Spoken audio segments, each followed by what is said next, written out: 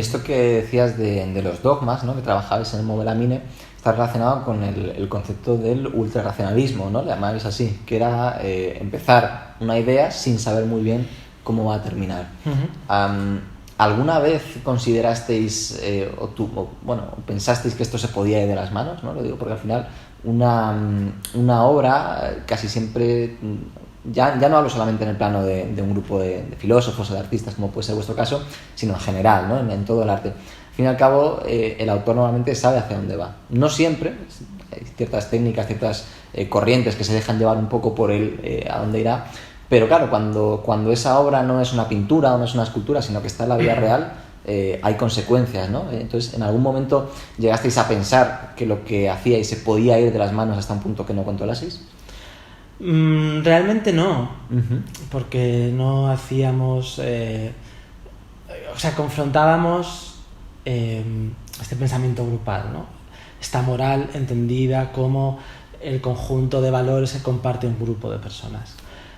Entonces confrontábamos eso, y es en un plano, no sé si ideológico o dialéctico, ¿no? Uh-huh. Entonces, ¿qué es lo esperable? Pues insultos en redes sociales, ¿cómo no? O sea, es que a quien no le he insultado hoy en redes sociales no es nadie, ¿no? Pero fuera de eso, no esperábamos mucho más, ¿no? De hecho, ingenuamente en un principio pensábamos, bueno, todo el mundo se va a dar cuenta de estas contradicciones y las va a asumir. Bueno, era una tesis obviamente falsa y que además contradecía la propia tesis de la que partíamos, ¿no? Uh-huh. O sea, pensábamos, esto lo vamos a hacer evidente, por lo tanto, la gente va a asumirlo. Pero luego nos dimos cuenta que no, obviamente, ¿no? Y ahí reside el valor un poco de todo. Entonces ya empezamos a tirar de esa mecha.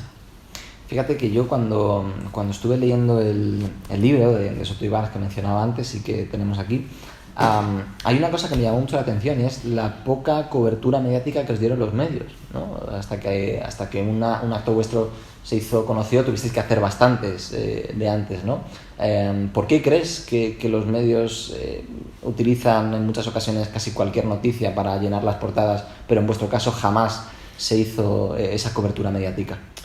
Bueno, creo que, no sé si estás mezclando aquí dos cosas, porque una son las cosas que hacíamos antes, uh-huh, que tenían cierta cobertura mediática, no esperábamos tener muchísima, ¿no? Pero bueno, lo interesante es que de repente se colaron en The Guardian o en Libération, el periódico este francés, fotos de actos nuestros, que el artículo lo daba por esto es lo representativo de este caso, uh-huh, ¿no?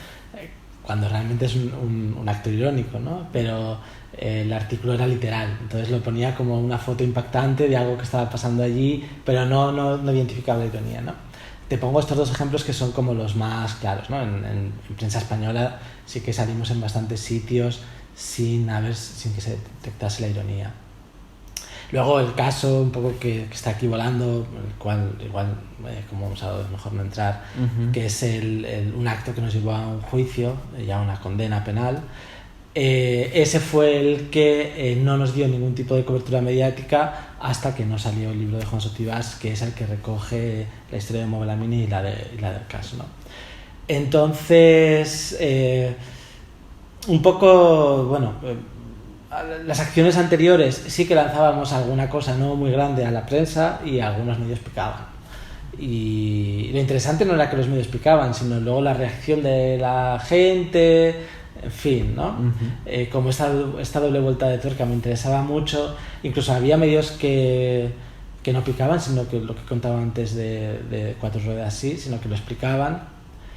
Pero luego, en otros actos, llamaban tontos a las personas que salían en la foto, que éramos nosotras generalmente disfrazadas, pero en ese acto de llamar tontos a alguien con el que no estás de acuerdo, sin haber entendido que esto es una ironía, uh-huh, te estás llamando tonto a ti mismo, claro. Entonces eso me fascina, ¿no? Esto pasó en muchos casos. En cuanto hubo un periódico que recogía la acción, la explicaba la ironía, pero pues ya sabemos que no se leen mucho las noticias, ¿no?